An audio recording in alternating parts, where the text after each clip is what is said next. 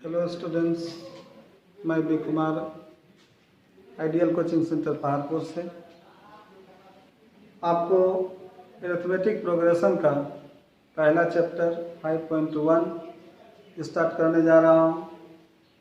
और इस चैप्टर को हम लोग एक नज़र में देखते हैं तो हमारे पास जितने सवाल हैं उन सवाल में हम लोगों को एक नज़र में देखना है।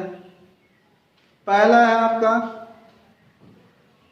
कि जांच करना है कोई संख्याओं का सूची एपी है या नहीं। दूसरा सवाल है आपका एपी दिया हुआ है, एडी का मान निकालना है। मैंने पहले बताया था कि एपी है तो एडी है, ठीक है, आसानी से हल हो जाएगा। अगला सवाल आपका आएगा कि कोई एपी दी गई है तो उसके क्रमागत पदों को ज्ञात करना है। मैंने क्रमागत पदों का फॉर्म बताया था, उस पर हम लोग विचार करेंगे। और अंतिम सवाल है आपका कि जांच करना है कि एपी है, अगर है तो कॉमन डिफरेंस क्या है, और कॉमन डिफरेंस निकालने के बाद उस एपी के कुछ क्रमागत पदों को पूछा जाता है। तो ठीक है, देखते हैं। पहला सवाल एक्सरसाइज 5.1 का 1 नंबर का रोमन 1 है जो शब्द समस्या के रूप में है। और इसमें जो है हमें ये देखना है कि इस शब्द समस्या को एक संख्याओं के एक सूची के रूप में व्यक्त करना है, और वह संख्याओं की सूची एपी है या नहीं। तो एपी जो होता है वो संख्याओं की सूची तैयार होने के बाद, सीक्वेंस तैयार होने के बाद तब हम लोग डिफरेंस करते हैं। और अगर क्रमागत पदों का डिफरेंस एक कांस्टेंट होता है, एक नियत पद हो जाता है, तो माना जाता है कि यह संख्याओं की सूची एपी में है। ठीक है, तो पहला सवाल है आपका, आप बुक को देख सकते हैं। एक्सरसाइज 5.1 सीरियल नंबर 1 का रोमन 1 है कि प्रत्येक किलोमीटर के बाद टैक्सी का किराया जो है, जबकि प्रथम किलोमीटर के लिए किराया 15 रुपया है, और इसके अतिरिक्त प्रत्येक किलोमीटर का जो किराया है वो 8 रुपया है। तो ये इससे पता चल रहा है कि पहले किलोमीटर का किराया सिर्फ 15 रुपया है, और इसके बाद अतिरिक्त 1 किलोमीटर प्रत्येक किलोमीटर के लिए 8 रुपये की वृद्धि हो रही है। तो हम इसे संख्याओं की एक सूची के रूप में तैयार करते हैं। तो 1 का रोमन 1 एक्सरसाइज 5.1 सीरियल 1 रोमन 1 है आपका। 1 km 2 km 3 km और डॉट। इसी तरह से हम अतिरिक्त जितने भी किलोमीटर का मान लिख सकते हैं के लिए टैक्सी के किराए से प्राप्त टैक्सी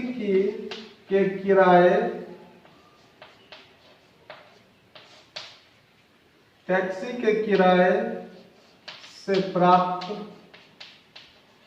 संख्याओं की सूची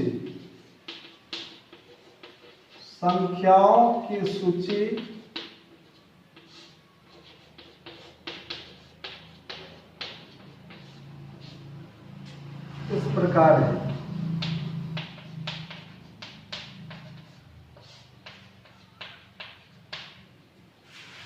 जैसे पहले किलोमीटर के आपको पता है 15 रुपया है, नंबर देना है। 2 किलोमीटर है, 15 और 8 प्लस हो जाएगा, तो ये आपका 23 हो जाएगा, और पुनः 8 रुपया ऐड हो जाएगा, तो ये आपका 31 हो जाएगा। और इसी तरह से जब अतिरिक्त किलोमीटर के लिए ये किराए का जो संख्या बनेगा, इसकी जो सूची तैयार होगा, ये बढ़ते जाएगा। इसमें हमें चेक करना है कि here A2 minus A1 equal to 23 minus 15 हो जाएगा आपका 8। A3 माइनस A2 इसका हो जाएगा 31 माइनस 23 इक्वल टू 8। इस तरह अगर और हमारे पास कोई एलिमेंट होगा सूची में तो उन सब का डिफरेंस हम देख लेते हैं। और डिफरेंस अगर कॉमन आता है, एक नियत अंक आता है, आप देख रहे हैं कि नियत अंक कितना चल रहा है, 8 चल रहा है, तो एक कंडीशन आप कारण बनाइए कि चूंकि difference A2 minus A1 is equal to A3 minus A2 equal to एक नियत संख्या का अंतर बन रहा है। हम लिख सकते हैं या तो 8 लिख सकते हैं या एक नियत अंक आ रहा है जो 8 है। ठीक है, तो जब डिफरेंस एक नियतांक होता है तो वो सूची एपी में होता है। हम लिख सकते हैं अतः प्रदत्त दिया गया जो है प्रदत्त संख्याओं की सूची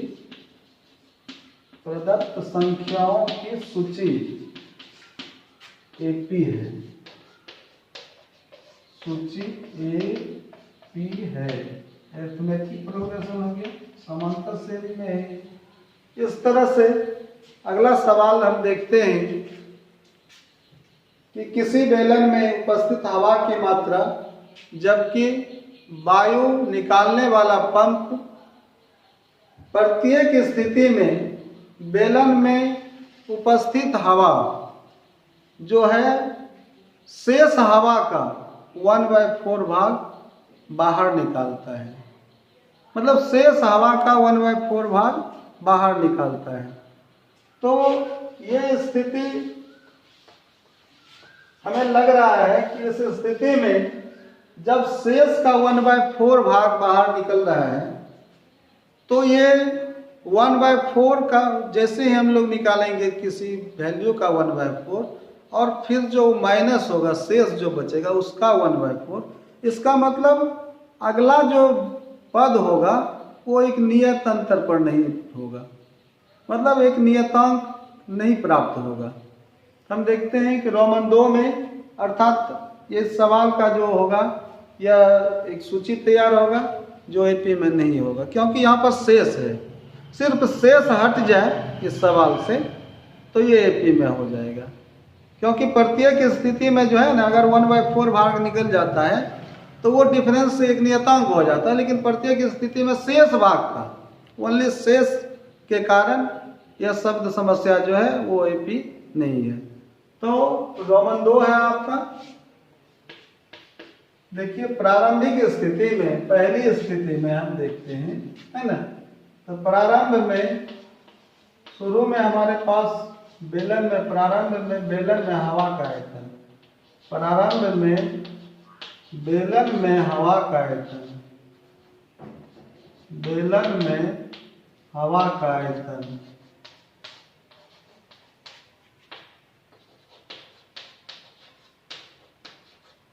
इक्वल टू भी वॉल्यूम होता है।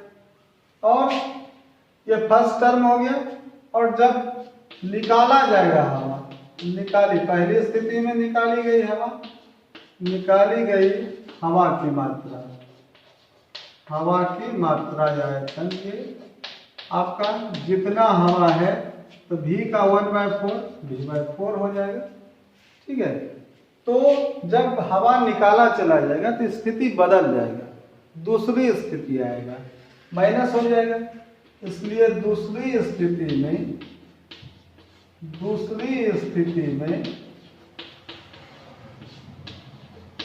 बेलन में हवा का आयतन, बेलन में हवा का आयतन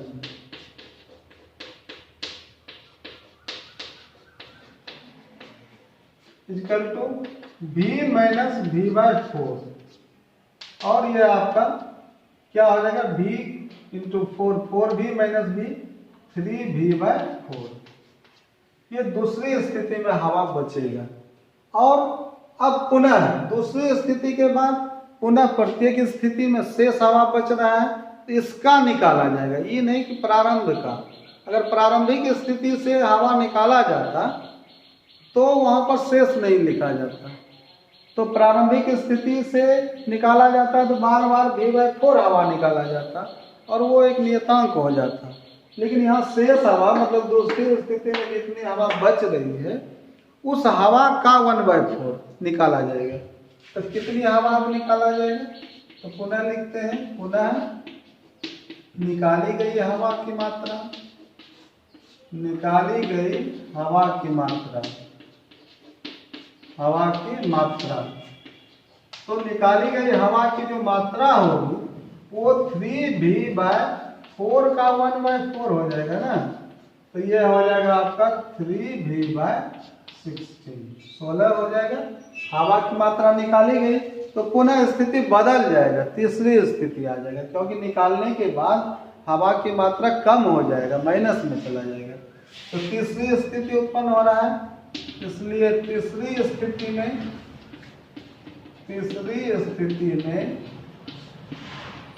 हवा की मात्रा, हवा का आयतन कितना बच जाएगा आपका?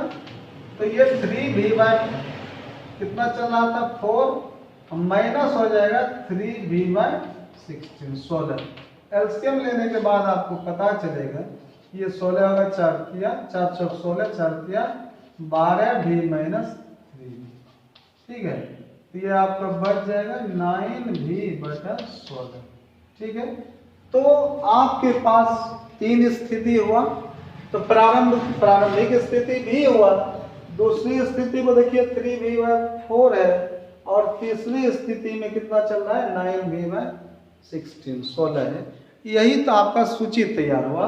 इसलिए सीक्वेंस कितना तैयार हो रहा है? सीक्वेंस इज दैट क्या हो रहा है आपका? प्रारंभिक स्थिति में v चल रहा है ना। दूसरी स्थिति में आपका कितना चल रहा है? 3v/4 चल रहा है, और तीसरी स्थिति में 9v/16 चल रहा है, ठीक है। इसी तरह से चलते रहेगा, और पुनः अगली स्थिति में हवा निकाली जाएगी तो ये मान घटते चला जाएगा। तो आपको ये पता करना है कि ये सूची में डिफरेंस क्या है, क्योंकि संख्याओं का भी सूची तैयार हुआ है, सीक्वेंस तैयार हुआ, तो इसमें डिफरेंस देखना है कि अगर डिफरेंस नियत है, नियतांक की स्थिति प्राप्त कर रहा है तो वही पी में होगा। तो यहाँ पर डिफरेंस क्या होगा? तो ये A2 - A1, ठीक है। यहाँ पर A2 - A1 चेक करना है।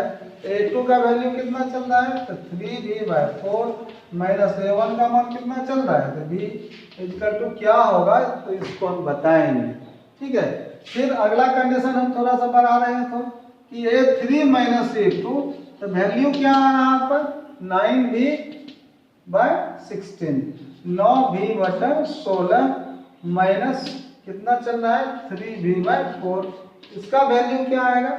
इसको हम डायरेक्ट बताते हैं कि ये जितनी हवा निकाली गई है, ठीक है, जितनी हवा पहली स्थिति में निकाली गई है वही आपका डिफरेंस है, वही आपका डिफरेंस है।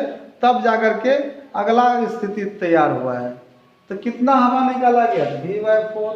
चूंकि निकाली गई हवा है तो अगला जो वैल्यू हो रहा है कम हो रहा है, ठीक है। सीक्वेंस का जो मान चल रहा है ना, टर्म जो आगे बढ़ रहा है वह कम होता जा रहा है। तो जब डिफरेंस आएगा तो निगेटिव में चला आएगा, ठीक है। तो या तो आपका एलसीएम निकाल करके देख लें, या तो वहां से आप निकाले गए हवा का वैल्यू देख सकते हैं ना, तो उसको निगेटिव में लिख दीजिए, ठीक हो जाएगा, ठीक है। तो यहाँ हवा कितना निकाला? v/4। तो निकाली गई हवा को आप -v/4 लिखते हैं। ये फर्स्ट डिफरेंस हुआ आपका, पहला अंतर हुआ। दूसरी स्थिति में कितनी हवा निकाली गई है? 3v/16, 3v/16। तो हम यहाँ पर इसके मान को अगर एलसीएम लेते हैं तो भी वही आता है, ठीक है। तो इसमें जो है 3v/16 निकाली गई हवा, फिर वही चीज़ सोचना है कि निकाली गई हवा जब है तो ये निगेटिव में आएगा, क्योंकि अगला जो सीक्वेंस का टर्म है वो घटता जा रहा है। जब सीक्वेंस का टर्म घटता जाता है तो वहाँ पर डिफरेंस निगेटिव आता है, और सीक्वेंस का टर्म जब बढ़ता है तो वहाँ पर डिफरेंस पॉजिटिव आता है, ठीक है। तो यहाँ पर कितना निकाली गई हवा है? 3v/16। तो ये हो जाएगा -3v/16। आप इसका एलसीएम निकाल करके भी देख सकते हैं। तो यहाँ आपने क्या देखा कि पदों का जो अंतर है वो -v/4 है, और यहाँ तीसरे में दूसरे पदों का अंतर जो है -3v/16 है। इस स्थिति में हमारे पास ये पता लगा, स्पष्ट है clearly, A2 - A1 is not equal to A3 - A2। ठीक है, तो कारण बना कि चूंकि कंडीशन तो बन रहा है कि A2 - A1 is not equal to A3 - A2, है ना, स्पष्ट है। कहता प्रदत्त संख्याओं की सूची, प्रदत्त संख्याओं की जो सूची है, संख्याओं की सूची AP नहीं है, AP नहीं है। और मैंने बताया था कि पहले भी मैंने बोला ये शब्द समस्या में शेष भाग का लिखने के कारण ये AP नहीं बना रहा है। अगला सवाल है रोमन 3 का, जिसमें प्रश्न है आपका रोमन 3 का, प्रत्येक मीटर की खुदाई के बाद एक कुआं खोदने में आई लागत, जबकि प्रथम मीटर की खुदाई की लागत 150 रुपया है और उसके बाद में प्रत्येक मीटर खोदने की लागत जो है वो 50 रुपया बढ़ती चली जाती है। मतलब पहले मीटर की जो खुदाई है, 1 मीटर की जो खुदाई है, उसका लागत जो है वह 150 रुपया है और उसके बाद 1 मीटर जैसे ही होता है फिर अंदर खुदाई जाता है, तो इसका मतलब 2 मीटर हो जाता है टोटल। तो 2 मीटर के लिए कितना हो जाएगा, तो पहले मीटर के लिए 150 रुपया और दूसरे 2 किलोमीटर, 2 मीटर अगर हम बोलते हैं 1 मीटर के लिए 150, 2 मीटर तक के लिए तो 150 प्लस क्या हो जाएगा 50। तो एक नियत वृद्धि चल रहा है, चूँकि 1 मीटर अंदर जाएगा फिर खुदाई करेगा तो 50 रुपया ही बढ़ेगा, ऐसा नहीं है। तो इस तरह से हमको लग रहा है कि इससे जो प्राप्त सूची होगा वो एक नियतांक, एक नियत अंतर लेकर के संख्याओं की सूची तैयार करेगा। तो रोमन 3 में जो है हमें लिखना है कि 1 मीटर, 2 मीटर, 3 मीटर, इस तरह से।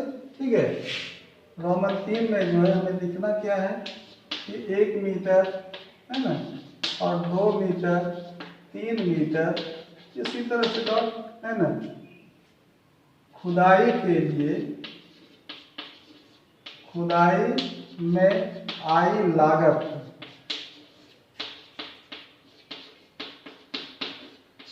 से प्राप्त सूची इस प्रकार है।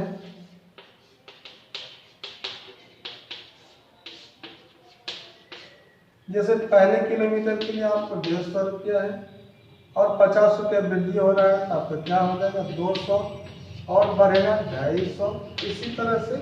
ठीक है, और यहाँ पर हम चेक करेंगे, फिर वही कंडीशन होगा, यदि A2 - A1 तो 200 में हम 150 माइनस करेंगे तो हो जाएगा 50, A3 - A2 इक्वल टू क्या हो जाएगा 250 माइनस क्या हो जाएगा 200, तो 250 माइनस 200 इक्वल टू क्या हो जाएगा 50।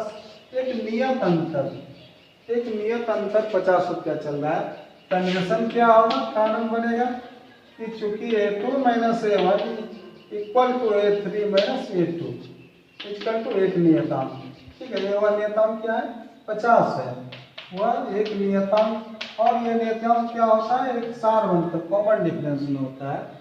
तो इस तरह से यहाँ पर आता है प्रदत्त संख्याओं की सूची, अतः प्रदत्त संख्याओं की सूची, संख्याओं की सूची है।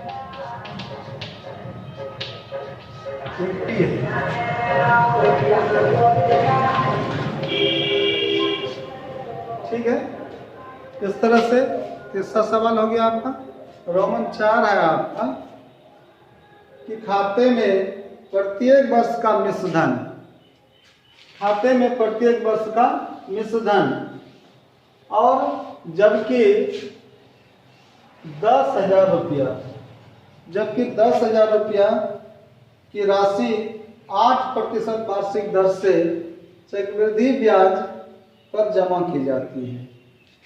तो इससे भी एक सूची तैयार होगा तो पहला प्रारंभ में 10,000 रुपया है, और इसके बाद 1 वर्ष के बाद जो मिश्रधन होगा उसका सूची तैयार होगा, फिर 2 वर्ष के बाद जो होगा उसका तैयार होगा। ठीक है, तो खाते में जो है हमारा राशि कितना कितना चल रहा है, तो प्रारंभ में 10,000 रुपया है, और उसके बाद जो 1 वर्ष के बाद मिश्रधन है वो क्या होगा, आपको मिश्रधन का सूत्र का पता होगा, A=P into 1 + R/100 whole to the power n होता है। ठीक है ना, तो इसी सूत्र से आपका मिश्रधन का मान प्रत्येक वर्ष 1 वर्ष 2 वर्ष के लिए निकाला चला जाएगा।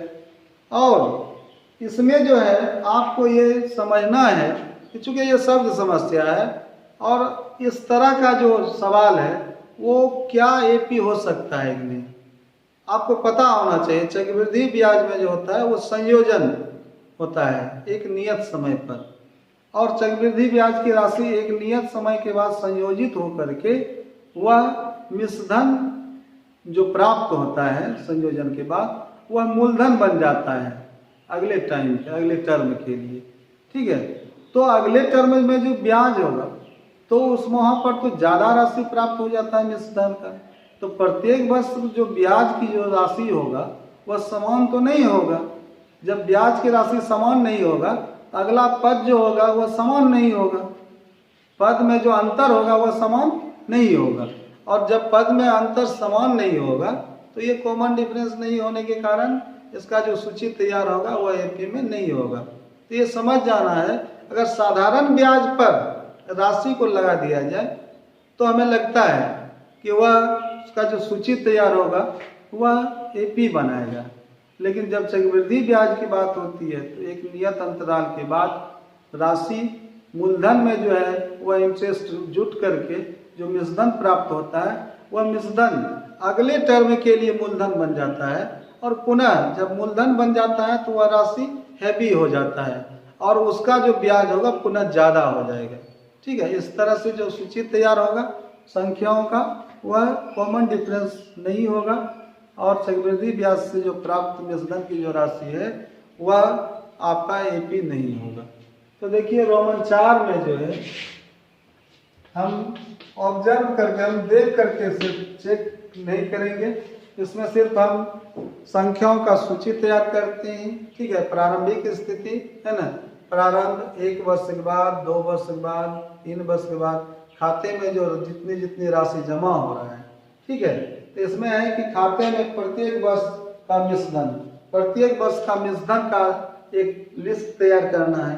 1 वर्ष का लिस्ट पहले निकालना है, पहले वर्ष का, दूसरे वर्ष का। हम लिखते हैं कि पहले, दूसरे, है ना, 2 वर्ष के लिए हुआ, तीसरे, इसी तरह से तीसरे वर्ष, है ना, तीसरे वर्ष, है ना, के लिए मिश्रधन से प्राप्त, मिश्रधन से प्राप्त संख्याओं की सूची, संख्याओं की सूची इस प्रकार है।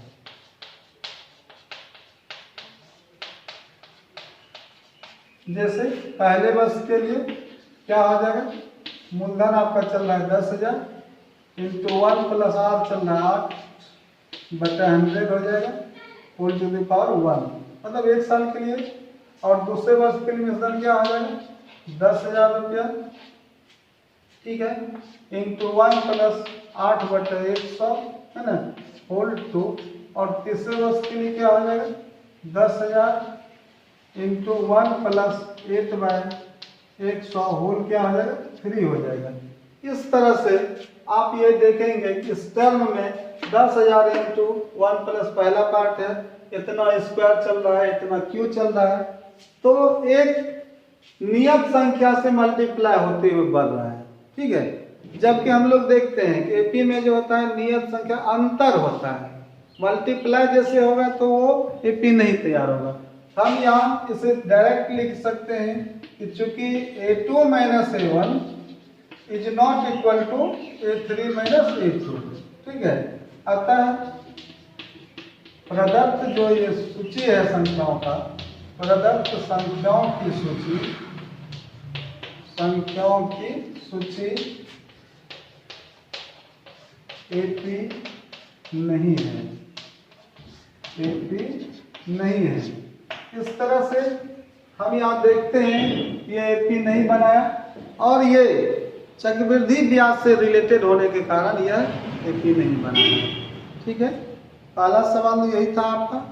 इसके बाद आप सीरियल नंबर 2 में देखेंगे कि दूसरा सवाल आपका जो है वो ये है कि एक AP दिया गया है ना, और उस AP का जो है 4 प्रथम पद लिखना है, और इसमें कॉमन डिफरेंस जो है उसको भी बताना है। तो एक AP का प्रथम 4 पद लिखना है, और इसमें प्रथम पद ए और सार्वंतर दिया गया है। ठीक है ना, सवाल है आपका, एक AP है और इसका प्रथम पद और सार्वंतर दिया गया है, तो मतलब AD का मान दिया गया है, तो AP के 4 पद को लिखना है, लगातार 4 पद को लिखना है। तो क्रमागत पदों के लिए जो फॉर्म बना है, मैंने बताया था, क्रमागत पदों के लिए उसके पूर्व का पद, प्रथम पद को छोड़ करके, ठीक है ना, उसके पूर्व का पद प्लस कॉमन डिफरेंस। और कॉमन डिफरेंस जैसे ही प्लस हम बोलते हैं, ऐसा लगता होगा कि प्लस दे करके कॉमन डिफरेंस देना है, नहीं, ऐसा नहीं है। आप कॉमन डिफरेंस का वैल्यू अगर नेगेटिव है तो उसका नेगेटिव ही चिन्ह दीजिए, पॉजिटिव है पॉजिटिव, ठीक हो जाएगा। ठीक है, आप देखिए सीरियल नंबर 2 का रोमन 1 है आपका सवाल। यहाँ पर A का मान दिया गया है, ये है हमारे पास है A = 10 और D = 10। ठीक है ना, तो यहाँ पर V है, हम लिख सकते हैं हमारे पास है ना, तो गिवन दिया हुआ है ना, क्या दिया गया है, A = 10 एंड D = 10, मतलब फर्स्ट टर्म में भी 10 है, कॉमन डिफरेंस भी 10 है, तो 10-10 का अंतर बना करके आप भी लिख सकते हैं AP के 4 पद को। ठीक है, तो ऐसे हम AP के 4 पद को प्राप्त करते हैं, तो A1, A2, A3 और A4। ठीक है, तो यहाँ पर A1 फर्स्ट टर्म जो है, फर्स्ट टर्म A का वैल्यू होता है, A का वैल्यू कितना चल रहा है, 10। ठीक है ना, और A2 के लिए क्या है, A2 के लिए ये पूर्व का पद A1 है, तो A2 का पद जो है लगातार के लिए पूर्व के पद में कॉमन डिफरेंस को ऐड करना है। तो मैंने बताया था ऐड करना है, ठीक है, जोड़ना है, लेकिन जो चिन्ह ऐड कॉमन डिफरेंस का आएगा वही रख देना है, ठीक हो जाएगा ना। तो +10 है, +10 हो जाएगा, इक्वल टू क्या हो जाएगा, 20 हो जाएगा। और A3 के लिए A2 क्या है, पूर्व का पद है, लगातार है, तो ये 20 प्लस कॉमन डिफरेंस कितना है, 10, 20, 10, 30 हो जाएगा। और A4 के लिए 30 प्लस 10 क्या हो जाएगा, 40 हो जाएगा। ठीक है, आपने देखा ये 4 पद हो गए। ठीक है, तो AP का ये 4 पद प्राप्त हो रहा है, तो इसी AP के 4 पद को हमें लिखना है ना। अतः हम लिख सकते हैं AP सदर, AP का जो 4 पद है वो आपका बना 10, 20, 30 और 40, ये 4 पद। ठीक है ना, यही 4 पद आपका आंसर हो गया। 4 से ज़्यादा पद पूछा नहीं गया है ना, और पद हो सकता है लेकिन इसमें 4 पद का आंसर देना है। तो इस तरह से आपका दूसरा सवाल है कि AP में A का जो वैल्यू है वो -2 है और कॉमन डिफरेंस D का वैल्यू 0 है। तो रोमन 2 का जो सवाल होगा वो आपका क्रमागत पदों को हम लोग बता रहे हैं। ठीक है ना, तो रोमन 2 का जो सवाल है वो आपका है कि ये है हमारे पास क्या है दिया गया है ना, A बराबर आपका है -2 एंड कॉमन डिफरेंस D बराबर 0 दिया गया है। ठीक है ना, तो इसमें जो है आपका 4 क्रमागत पदों के लिए मैंने बताया A1, A2, A3 और A4। ठीक है, तो ये आसान सा सवाल है। कॉमन डिफरेंस 0 होने का मतलब होता है कि 0 का ऐड होने से वह पद आगे नहीं बढ़ेगा, जस्ट वही रह जाएगा। तो ये -2 प्लस ऐड होगा कॉमन डिफरेंस तो आपका फर्स्ट टर्म तो वही -2 रह जाएगा। ठीक है, सेकेंड टर्म के लिए फर्स्ट टर्म तो आपका चल रहा है क्रमागत के लिए -2 प्लस 8 होगा। ठीक है, फर्स्ट टर्म तो वही रह जाता है का वैल्यू। सेकेंड टर्म से बैक का जो टर्म होगा, पिछला जो पद होगा वो पूर्व का पद प्लस कॉमन डिफरेंस -2 प्लस 0 -2 ही रह जाएगा। इसी तरह -2 प्लस 0 -2 ही रह जाएगा, -2 प्लस 0 -2 ही हो जाएगा। इस तरह से एपी का जो 4 पद हुआ, एपी से दैट -2 -2 और -2। क्लियर। इसी तरह से रोमन 3 का सवाल है आपका। ठीक है ना, इस रोमन 3 में आपका सवाल है a = 4 है और d = -3 है। ठीक है ना, तो हमारे पास रोमन 3 का सवाल है कि हमारे पास वे है a = है आपका 4। ठीक है, रोमन 3 का सवाल है a = 4 एंड d = -3। d = आपका चल रहा है -3। ठीक है ना, तो d = -3 चल रहा है। तो यहाँ पर फर्स्ट टर्म क्या होगा a1, तो a का वैल्यू क्या हो जाएगा 4, a2 का वैल्यू a3, a4, 4 पद चाहिए। तो मैंने बताया था अभी कि a2 के लिए a1 क्या है, क्रमांक पूर्व का पद है, तो a2 के लिए a1 होगा 4 और उसके बाद बोले थे प्लस में कॉमन डिफरेंस। ठीक है ना, ठीक है, मैंने फिर बताया था अगर कॉमन डिफरेंस नेगेटिव होगा तो नेगेटिव भी दे सकते हैं, पॉजिटिव है तो पॉजिटिव दीजिए, आपका ठीक हो जाएगा। अगर हम प्लस लिख करके भी -3 करते हैं तो प्लस -3 हो जाता है। हम डायरेक्ट भी माइनस कॉमन डिफरेंस -3 है तो -3 डाल सकते हैं। ठीक है ना, तो अगर हम डायरेक्ट लिखते हैं तो -3 हो जाता है आपका 1, 4 -3 1 और 1 -3 कॉमन डिफरेंस -2 हो जाएगा और -2 -3 -5 हो जाएगा। ठीक है, तो आपने क्या देखा कि मैं बोल रहा था कि पूर्व का पद प्लस कॉमन डिफरेंस। ठीक है ना, प्लस में कॉमन डिफरेंस बोल रहे हैं क्योंकि ये फॉर्म है कि पूर्व के पद प्लस कॉमन डिफरेंस। जैसे a10 लेना है a9 plus d, a9 plus d। अगर a8 लेना है तो a8 बराबर हो जाएगा a7 प्लस d, a6 लेना है तो a5 प्लस d होता है। तो वहाँ पर प्लस d होता है, प्लस d तो फॉर्म स्टैंडर्ड फॉर्म है वो। लेकिन अगर हमें सवाल बनाना है तो ये जरूरी नहीं है आप प्लस लिख करके कॉमन डिफरेंस का माइनस डालिए तो पुनः आपका प्लस माइनस होकर के पुनः निगेटिव ही कॉमन डिफरेंस रह जाएगा और सवाल का जो आंसर होगा वही प्राप्त होगा, टर्म वही प्राप्त होगा। ठीक है ना, तो आप इस तरह से आसानी से आप एपी के पद को प्राप्त, क्रमागत पदों को प्राप्त कर सकते हैं। अतः आपका रिक्वायर्ड एपी जो होगा, अब इस एपी का जो वो पद होगा वो 4 पद आपको दिख रहा है कि 4 है, 1 है, -2 है और -5 है। ठीक है, क्लियर। इसी तरह से रोमन 4 का सवाल है आपका ए का वैल्यू है -1 और कॉमन डिफरेंस डी का वैल्यू हाफ है 1/2। रोमन 4 का जो सवाल है वो आप देखिए, रोमन 4 है, ये है हमारे पास क्या चल रहा है, तो a = फर्स्ट टर्म है आपका -1 है और कॉमन डिफरेंस d = 1/2 चल रहा है। ठीक है, हमारा जो फर्स्ट टर्म होगा a1, second term a2, third term a3, fourth term a4। हम इसे t1 t2 t3 t4 भी लिख सकते हैं। ठीक है ना, तो यहाँ पर a1 फर्स्ट टर्म a1 का वैल्यू a के बराबर -1। ठीक है, a2 का वैल्यू इसका बैक पिछला जो क्रमागत पद है -1 प्लस कॉमन डिफरेंस, चूंकि कॉमन डिफरेंस प्लस में चल रहा है प्लस का उपयोग कर लेना है। ठीक है ना, और माइनस से लेकर माइनस का उपयोग कर लेना है, प्लस हाफ हो जाएगा, ये एलसीएम होगा। ठीक है, 2 गुना -1 -2 प्लस 1 क्या हो जाएगा आपका, तो -1/2 हो जाएगा। ठीक है ना, तो यहाँ पर एलसीएम लेकर के भी बना सकते हैं या देख लीजिए 2 × -1 -2 प्लस 1 क्या हो जाएगा -1/2 और -1/2 आपका a3 के लिए a2 पूर्व का पद है, a2 प्लस d करते हैं, प्लस d का मान हाफ है, -हाफ और प्लस हाफ का वैल्यू क्या हो जाता है 0। ठीक है, क्योंकि बराबर पद है प्लस माइनस चल रहा है तो ये 0 हो जाएगा। और a4 के लिए a3 पूर्व का पद है, a3 प्लस d करते हैं तो a3 कितना चल रहा है 0 प्लस हाफ करते हैं तो हाफ हो जाता है आपका हाफ। इस तरह से आपका रिक्वायर्ड जो एपी चल रहा है, अब इस एपी का जो 4 पद है ठीक है ना, वो आपका प्राप्त हो रहा है, इट इज प्राप्त हो रहा है -1 -1/2 0 और हाफ, है ना, -1 -1/2 0 और 1/2।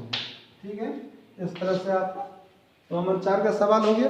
ठीक है, अगला सवाल है आपका रोमन 5 का, जिसमें ए का मान है आपका -1.25 एंड डी का मान है आपका -0.5, दोनों नेगेटिव है।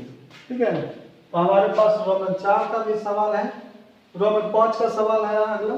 ठीक है ना, रोमन 5 में आपका सवाल है a इक्वल टू -1.25, ठीक है ना, और d इक्वल टू चल रहा है -0.25, कॉमन डिफरेंस d का मान है -0.25।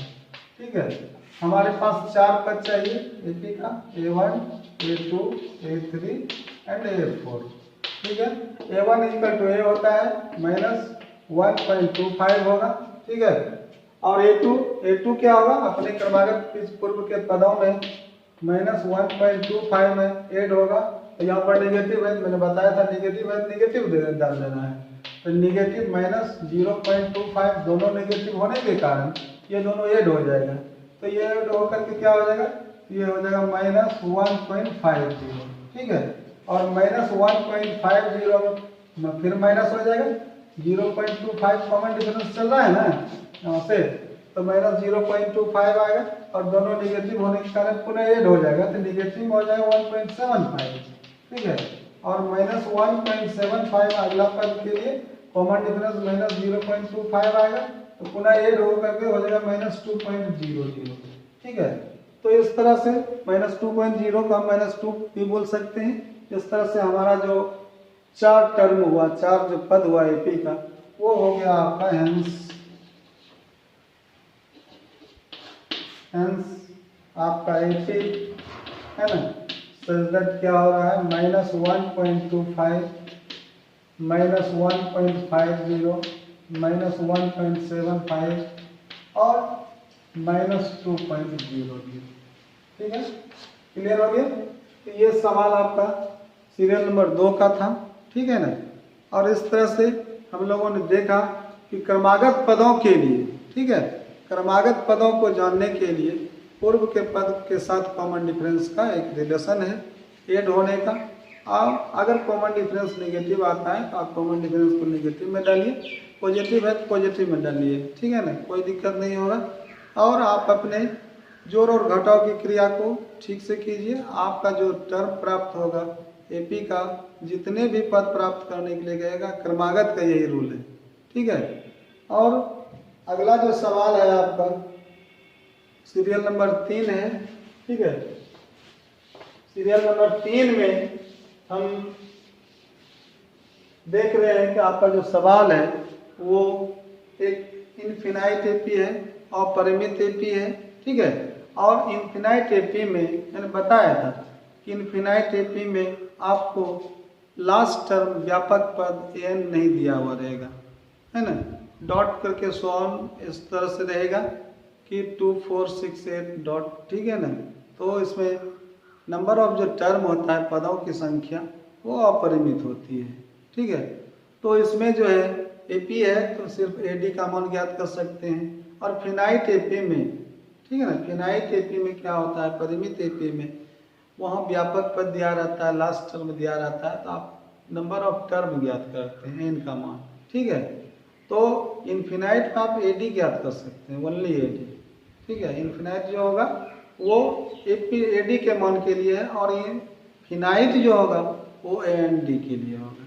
ठीक है, और इनफिनाइट में भी जो कॉमन डिफरेंस होता है और फिनाइट में जो कॉमन डिफरेंस होता है, उसको थोड़ा सा समझना पड़ेगा कि फिनाइट का कॉमन डिफरेंस का स्टैंडर्ड फॉर्म क्या होता है और इनफिनाइट का कॉमन डिफरेंस का स्टैंडर्ड फॉर्म क्या होता है। मैंने लिखा था, उसके अगले पिछले क्लास में दिया था कि D equal to N minus N minus one. ठीक है ना, ये आपका सो ऑन में चला जाता है। मतलब ये होता है कि ये फिनाइट के लिए लास्ट टर्म एन होता है ना, तो एन से पूर्व का जो पद होता है वो घटता है। ठीक है ना, ये एन माइनस वन वो फिनाइट के लिए कॉमन डिफरेंस।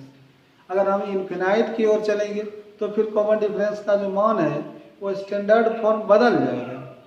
ठीक है, उस पर हम चर्चा करेंगे पुनः। ठीक है ना। और हम देखते हैं कि 3 सीरियल नंबर 3 जो है आपका रोमन 8।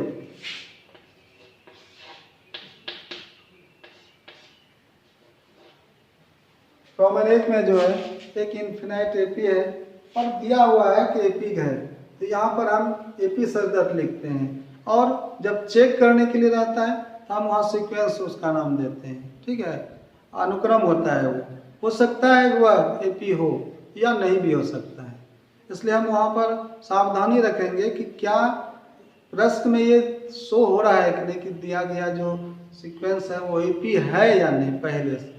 तो यहाँ पर प्रश्न है कि निम्नांकित में प्रत्येक एपी के लिए प्रथम पद और सार्वंतर लिखिए। बस आसान सा सवाल है, एपी है तो एडी है, तो यहाँ एपी दिया गया है, तो हम रोमन 1 का जो सवाल लिखेंगे 3 1 -1 और 3 है ना। ये सवाल है आपका एपी का, एपी से दैट लिखेंगे 3 1 -1 और -3 और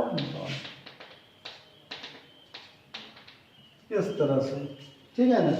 तो इसमें जो है आपका, ठीक है सवाल, इसमें जो है आपका ये फर्स्ट टर्म ये हो जाएगा और कॉमन डिफरेंस आप क्रमागत पदों में, ठीक है, चूंकि ये एपी है तो इसमें ये नहीं सोचना है कि हम कहाँ से घटाएं। ये जरूरी नहीं है कि A2 - A1 कॉमन डिफरेंस आएगा, ऐसा नहीं होता है।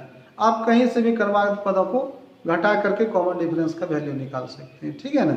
तो यहाँ पर हम लिख सकते हैं कि हियर हमारे पास क्या चल रहा है, A = चल रहा है फर्स्ट टर्म 3 चल रहा है एंड कॉमन डिफरेंस B का जो वैल्यू होगा A2 - A। पॉजिटिव इंटीग्रल जब भी देखें तो आसान होता है। ठीक है, तो यहाँ पर आप 1 - 3 कर देते हैं, 1 - 3 = -2 और ये आपका दोनों सवाल का आंसर हो जाता है, फर्स्ट टर्म और कॉमन डिफरेंस। ठीक है, इसी में के दौर में चलते हैं। तो रोमन नंबर 2 का जो सवाल है वो आपका एपी है -5 -1 3 और 7। ठीक है, रोमन 2 का जो सवाल है वो आपका चल रहा है एपी सरदर्द चल रहा है आपका। ये सवाल है आपका -5 -1 3 और 7, -5, ठीक है, -1 3 7, -1 3 और 7 डॉट इस तरह से। तो यहाँ पर हियर A = चल रहा है -5, ठीक है ना। A = कितना चल रहा है -5 एंड कॉमन डिफरेंस जो है, तो यहाँ पर कॉमन डिफरेंस के बाद यहाँ पर मैंने बताया कि बहुत एक आदत हम लोग बनाते हैं कि दूसरे पद में पहला पद घटाते हैं, ऐसा कोई जरूरी नहीं। आप तीसरा पद में दूसरा पद को घटाइए, चौथा पद में तीसरा पद घटाइए, चलेगा, सब चलेगा। कॉमन डिफरेंस जो होता है वो कोई पद है ना और उसके पूर्व पद का जो अंतर होता है। तो यहाँ पर हम B = 7 - 3 अगर कर देते हैं, पॉजिटिव इंटीग्रल है तो ये 4 आ जाता है। ठीक है, ये भी ठीक है आपका। अगर हम यहाँ पर कॉमन डिफरेंस को दूसरे पद -1 में माइनस करते हैं -5, तो यहाँ क्या होता है -1 माइनस होना चाहिए, क्योंकि अंतर वहाँ फॉर्म से आता है कि पदों का अंतर माइनस में होना चाहिए बीच में। तो -1 + 5 हो जाएगा तो 4 हो जाएगा। ठीक है, क्लियर, समझ में आ गया। ऐसा हो सकता है कि इस पर आप गलती भी कर सकते हैं नेगेटिव इंटीग्रल में, लेकिन पॉजिटिव इंटीग्रल में कोई प्रॉब्लम है। अगर पॉजिटिव इंटीग्रल नहीं आ रहा है इस सीरीज में, है ना, इस एपी में नहीं आ रहा है, तो आप नेगेटिव इंटीग्रल में नेगेटिव इंटीग्रल को घटाइए। ठीक है, अगर यहाँ पर कोई पॉजिटिव इंटीग्रल आया, पॉजिटिव में कोई भी क्रमागत पद को घटा करके आप कॉमन डिफरेंस निकाल सकते हैं। ठीक है, दोनों सही है आपका। चलिए अगला सवाल है आपका रोमन 3 का। आपका एक एपी है 1/3 5/3 9/3 और 13/3। ठीक है, रोमन 3 का जो सवाल है, 4 सवाल है आपके पास। रोमन 3 का जो सवाल है वो एपी है आपका, एपी से दैट चल रहा है आपका सवाल 1/3 5/3 9/3 और 1/3 है ना, 5/3 9/3 5/3 चल रहा है, 9/3 चल रहा है और 13/3 चल रहा है डॉट। इसी तरह से है ना, हियर आप देखेंगे ईयर ए बराबर फर्स्ट टर्म क्या चल रहा है 1/3 चल रहा है ना, 1/3 चल रहा है ना। तो इसके बाद आप क्रमागत पर चूंकि पॉजिटिव इंटीजर सब चल रहा है तो डी इक्वल टू आप कहीं से भी आप अंतर कर सकते हैं। तो यहाँ पर 5/3 में -1/3 करते हैं तो आपका बनता है 5 - 1 4/3, क्योंकि एलसीएम तो दोनों का 3 ही होता है ना। कैंसिल होने के बाद अंश में हो जाएगा आपका 5 - 1 4/3 हो जाएगा। ये आपका कॉमन डिफरेंस हो गया, ये आपका फर्स्ट टर्म हो गया, ठीक है ना। ये दोनों सवाल आंसर हो गया। और रोमन 4 में आपका सवाल है कि एक एपी है और उसका जो टर्म है वो है 0.6 1.7 2.8 3.9, ठीक है। रोमन 4 का सवाल